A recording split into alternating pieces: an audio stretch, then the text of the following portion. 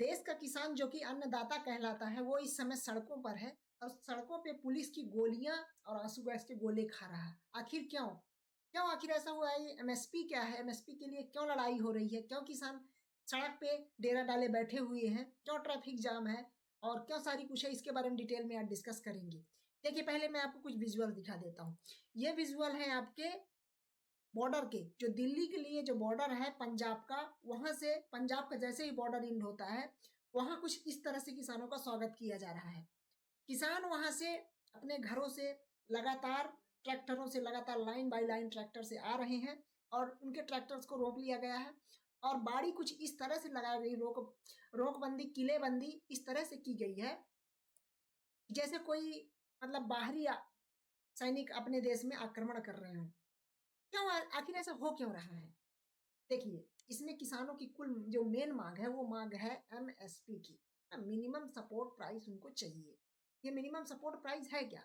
ये minimum support price है किसी भी वस्तु की जो कम से कम लागत मूल्य होता है उसमें से कुछ प्रॉफिट लेकर के वो जो प्राइस बनता है उसको मिनिमम सेलिंग प्राइस या मिनिमम सपोर्ट प्राइस उसको एग्रीकल्चर की भाषा में बोलते हैं। जैसे कि फॉर एग्जाम्पल आप देखिए, जैसे मान लीजिए आप कोई भी मार्केट में कुछ भी खरीदने जाते हैं तो उसमें देखिए आप एक लिखा रहता है एमआरपी। एमआरपी का मतलब होता है maximum retail price. Maximum retail price का मतलब ये होता है कि कोई भी दुकानदार उस वस्तु को उससे ज्यादा महंगे में ना बेच दे, इसलिए मैक्सिमम रिटेल प्राइस होती है। ये कंज्यूमर्स के लिए होती है, मतलब जो उपभोक्ता है उनके लिए होती है। तो जो बनाता है उसके लिए भी तो कुछ होना चाहिए, जो प्रोडक्शन कर रहा है।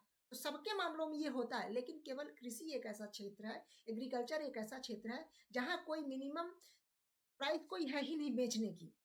अब जैसे कि फॉर एग्जाम्पल गेहूं किसान ने लगाया, उसको पूरा खर्चा आया लगाने में 12 रुपए का खर्चा आया पर केजी, और उसका गेहूं अगर 6 रुपए में बिक रहा है तो किसान कैसे सरवाइव करेगा?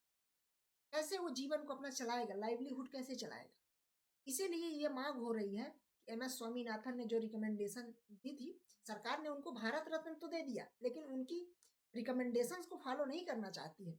सरकार ने चौधरी चरण सिंह को भी दे दिया है और स्वामीनाथन को भी दे दिया है, सबको दे दिया है। भारत रत्न देने में कमी नहीं, कोई नहीं कर रही कमी। भारत रत्न एकदम प्रसाद की तरह बांटा जा रहा है, लेकिन उनकी सिफारिशों को लागू नहीं करना है।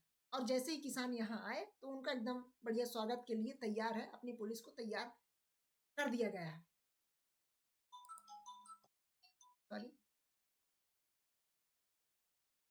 मैं आपको कुछ विजुअल्स दिखाता हूँ। ये मिनिमम सपोर्ट प्राइस का ये विजुअल्स हैं वहां के जो बॉर्डर हैं। बॉर्डर पे चारों ओर किसान एकदम पूरी तरह से लबालब भरे हुए हैं और ये जाना चाहते हैं। देखिए, दिल्ली जाना चाहते हैं, सिंपल सी बात है, दिल्ली ये उनकी भी है और प्रोटेस्ट करना एक डेमोक्रेटिक राइट है, हमारा संविधान अधिकार देता है। तो सरकार फिर क्यों नहीं जाने दे रही? लॉ एंड ऑर्डर का खतरा, अगर वहां लॉ एंड ऑर्डर कुछ बिगड़ जाए तो क्या होगा, दिक्कत हो सकती है। हालांकि पिछली बार किसान जब चले गए थे अंदर तो सरकार के मन में एक कसक सी रह गई थी कि हम इनको रोक नहीं पाए, हमारा फेलियर है। तो इस बार सरकार ने इस तरह से बंदोबस्त किया है कि किसान उसको पार ही ना कर पाए। उसके लिए क्या किलेबंदी कैसी की जा रही? इस तरह से कुछ किलेबंदी की जा रही, इस तरह से कुछ किलेबंदी की जा रही। मतलब कि एक के बाद एक कंक्रीट की पूरी दीवार, बैरिकेटिंग, उसके ऊपर कटीली तार और कीले गाड़ गाड़ करके, मतलब ताकि उनकी कोई वाहन आगे ना जा पाए। लेकिन किसान भी कम क्या थोड़ी होते हैं। किसान भी जो पूरे देश को खिलाते हैं, जिन्होंने पूरे देश को अन्न खिलाया है, वो इतना जल्दी हार मानने वाले नहीं है। सरकार को ये समझना चाहिए, अगर किसान कुछ मांग कर रहे हैं तो फिर वो लौट कर जाने वाले नहीं, वो भी पंजाब और हरियाणा के किसान। इसमें एक क्वेश्चन ये आता है कि आखिर इस आंदोलन में पंजाब और हरियाणा के ही किसान क्यों शामिल है, बाकी देश के किसान शामिल क्यों नहीं है? तो देखिए, इसका सिंपल सा रीजन ये है कि पंजाब और हरियाणा के किसान संपन्न है। प्रोटेस्ट करने के लिए भी कम से कम इतना तो चाहिए कि आपके घर में खाना पीना होना चाहिए, इतनी व्यवस्था होनी चाहिए कि आप 2-4 महीने जाके कहीं प्रोटेस्ट कर सके। और इतनी जो संपन्नता है वो हरियाणा और पंजाब के किसानों में है। तो वो पूरे देश के किसानों को दरअसल प्रतिनिधित्व कर रहे हैं, केवल अपने लिए वो लड़ाई नहीं लड़ रहे हैं। तो इस आंदोलन को बहुत सारे लोग छोटा करने की कोशिश कर रहे हैं कि यहाँ तो केवल एक स्टेट के किसान आ रहे हैं, बाकी स्टेट के किसान कहाँ है?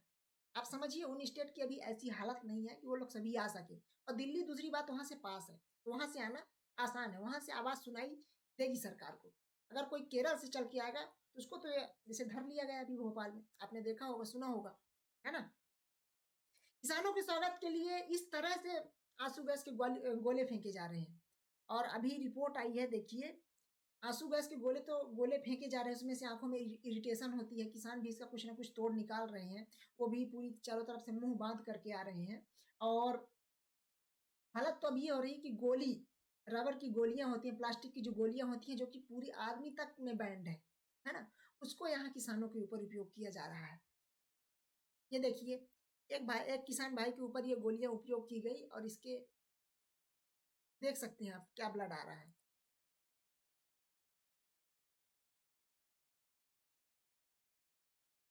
ये तो हालत है अपने देश में किसानों की, जो अन्नदाता कहलाते हैं। कहा ही जा रहा है भाई साहब कि नुकसान हो जाएगा, बहुत ज्यादा नुकसान हो जाएगा, अर्थव्यवस्था में बहुत ज्यादा चोट आएगी, है ना। इसलिए हम किसानों को एमएसपी नहीं दे सकते। कहा जाता है कि 2 लाख करोड़ रुपए का करीब एक्स्ट्रा वजन आएगा।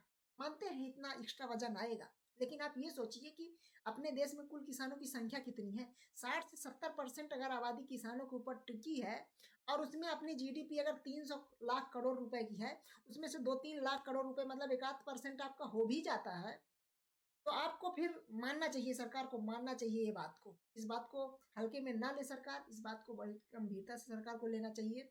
और किसानों को, खासकर किसानों और नौजवानों को जो भी आमने सामने कर दिया गया है। अब यहाँ एक ऐसी बात है यहाँ कि किसान जो खड़े हैं उन्हीं के बेटे सामने एज पुलिस जवान खड़े हैं, एक दूसरे से दोनों लड़ाई कर रहे हैं। और एक अभी मैंने न्यूज में देखा था कि एक भाई बोल रहा था कि मैं यहाँ खड़ा हूँ और मेरा भाई सामने खड़ा है, तो पुलिस में उसकी भर्ती हुई थी, वो सामने खड़ा है वहां, और मैं यहाँ खड़ा हूँ, मैं अपना उत्तरदायित्व तो निभा रहा हूँ, वो अपना उत्तरदायित्व तो निभा रहा है। तो यहाँ से ऐसी ऐसी बातें आती हैं, है ना, आंदोलन से ही ऐसी बातें निकल के आती हैं। और देखिए, आंदोलन अपने देश की नींव रही है, हमेशा आंदोलन होते रहे हैं। जो अभी पार्टी है, इन्होंने पहले बहुत सारे आंदोलन किए हैं, तो आंदोलन को इस तरह से कुचलना कोई अच्छी बात नहीं है, डेमोक्रेसी के लिए अच्छा नहीं है। इसीलिए मेरा मानना यही है कि इसमें सुप्रीम कोर्ट को हस्तक्षेप करना चाहिए, क्योंकि सरकारें यहाँ कुछ नहीं कर पा रही हैं। सुप्रीम कोर्ट को हस्तक्षेप करना चाहिए। माननीय चीफ जस्टिस ऑफ इंडिया, है ना, चंद्रचूड़ साहब से मैं निवेदन करता हूँ कि वो यहाँ हस्तक्षेप करें और इस मामले को समझें, इसकी गंभीरता को समझें। ये बहुत ही जायज मांगे हैं, कोई नाजायज मांगे इसमें है ही नहीं किसानों की। अब ये बात उनको समझ में नहीं आएगी जो कि शहर में जिनकी पैदाइश है, जो शहर में रहकर पले बढ़े हैं, उनको ये बात समझ में नहीं आ सकती है ना, कि किसानों का क्या दर्द होता है। उनको इतनी जल्दी बात समझ में नहीं आ सकती है। इसके लिए आप थोड़ा सा एनालिसिस करेंगे, थोड़ा सा आप एक गांव में जाकर के एक किसान का जीवन देखेंगे, तो आपको समझ में आ जाएगा और आपको फिर उनसे सिंपैथी हो जाएगी। आशा करता हूँ मैंने सारे फैक्ट्स यहाँ बताए हुए हैं, किस तरह से किसानों को रोका जा रहा है, किस तरह से उनके ऊपर बल प्रयोग किया जा रहा है। ये सारा कुछ बहुत ही भयावह और बहुत ही दुर्भाग्यपूर्ण है। ये रुकना चाहिए और सरकार को एक किसानों के साथ एक मुकम्मल संवाद बना करके इस आंदोलन को रोकने की और किसानों को उनको अपने घर भेजने की कोशिश करनी चाहिए, जैसा कि पिछली बार सरकार ने किया था। हालांकि सरकार ने पिछली बार बहुत लेट कर दिया था और इतने लेट में करीब 700 किसानों की जान चली गई थी। तो इस बार ऐसा ना हो। सैकड़ों से ऊपर किसान घायल हो चुके हैं, 2 किसान की मृत्यु भी हो चुकी है, 2 लोग शहीद भी हो चुके हैं, और ये आंकड़ा अब ना बढ़े। मेरी यही विनती है, यही कामना है सरकार से कि इस पे ध्यान दे और ये किसानों की बर्बादी को, किसानों के खून से ना खोले इस बार की होली। यही मेरी इच्छा है, यही मेरी सरकार से प्रार्थना है।